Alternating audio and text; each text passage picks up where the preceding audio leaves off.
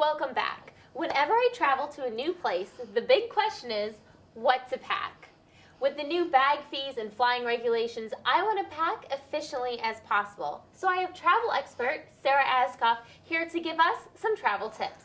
Sarah, thank you so much for being here today. Thank you for having me. I'm really excited to talk about all of the different flying regulations that have come about and how difficult it can be to pack just for a simple vacation, just for a simple weekend. So if you're from far away, you know, obviously you're going to have to fly. So there's some important tips that people should know about flying and what to pack. Okay, great. What's the first tip? Well, the first tip is to number one of all things, whether you have regulations or not, is to pack lightly. Pack as lightly as possible because you don't use half the stuff that you bring if you're overpacking. That's always. So true. Always, absolutely. So you definitely want to keep it light, pack as little as possible. Really think a lot ahead.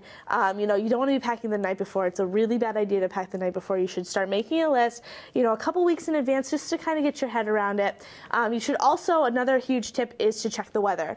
For example, for Boston, you know, obviously you're traveling to Boston and, you know, last Friday was beautiful, it was warm, but recently we've had snowstorms. So you definitely should be checking the weather to see, you know, exactly what you're going to need, because in this instance, if you were here from a Thursday night to a Sunday or a Monday, you need a couple things. You know, you can't just show up in jeans and a t-shirt. So I brought along a few things that might be good for packing for a small weekend. So as you can see, I have a pretty small bag. You know, it's like one that you could actually carry on. You could use this as your carry-on. If you have a bag that's over 50 pounds, you need to, or if you have a bag that you want to check, it needs to be no more than 50 pounds. Okay. So you know that if you have a bag that you need to check, it should be under 50 pounds, but 50 pounds is a lot. So really for a weekend in Boston, that's way too much. So this is something that you can easily pack just for a quick weekend, and it can be carry-on. So I've just had a couple of things packed. First of all, really for a simple weekend, if you're here from a Friday to, you know, a Sunday, you just need like one pair of jeans. Really, if you're walking around, going to museums, just pack a pair of jeans. You can definitely use them. You can pack more than one top, and you can use those to just like mix and match. So yeah, so it's a good idea.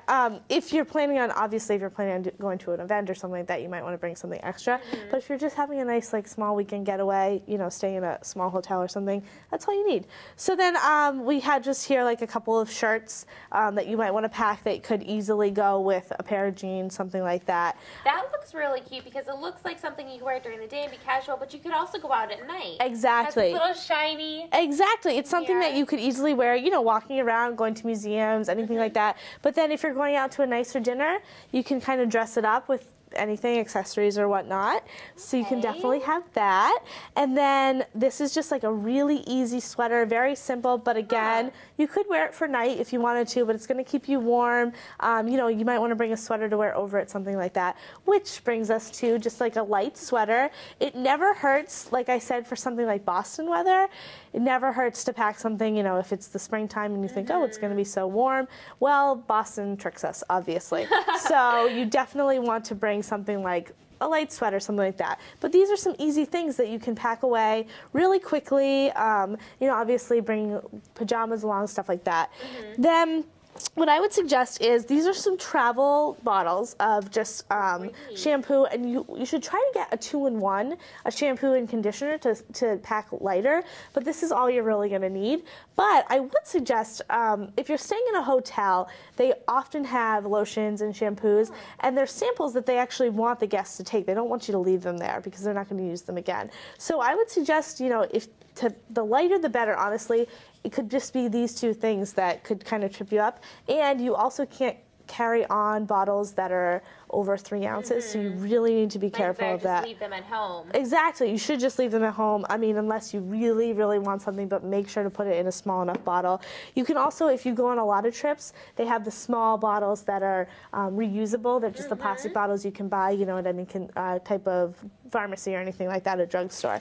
So I would definitely recommend that. And then this is very helpful to put a bunch of your toiletries or any like necessary items. You can just carry them in a small Ziploc bag, so that way you know where all of them are. It's see-through. If you are carrying any liquids, they like to have, you know, to be able to check easily with something like this. In here you have, you know, some. I see you have some hand sanitizer. I do. Oh my goodness. Choice. Yes, definitely the number one thing about flying, anywhere that you're flying, anytime that you're traveling, bring hand sanitizer, bring some sort of, you know, an airborne or a decongestant, because getting sick is the worst thing when you're on your vacation, so this is one of the best things. Just bring a small hand sanitizer. Just a few other things in here, a pack of gum, some makeup, you know, just like some little necessities that you might want to keep around to have in your bag as well. But overall, I mean, what I kept saying was pack light. Make sure that you know ahead of time what you're going to be bringing. I also packed in here, in this bag over here. It's just a small, kind of an easy thing that you kind of forget that you might need. But it's just like a small backpack that's water resistant.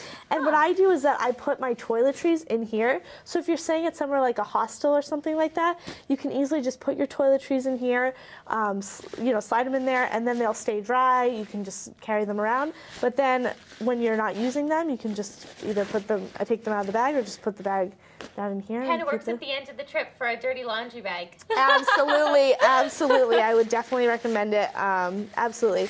Here is a travel tip recap.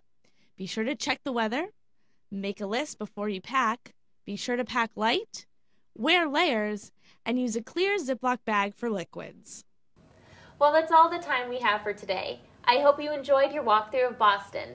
Now I will leave you with some sights and sounds of the city.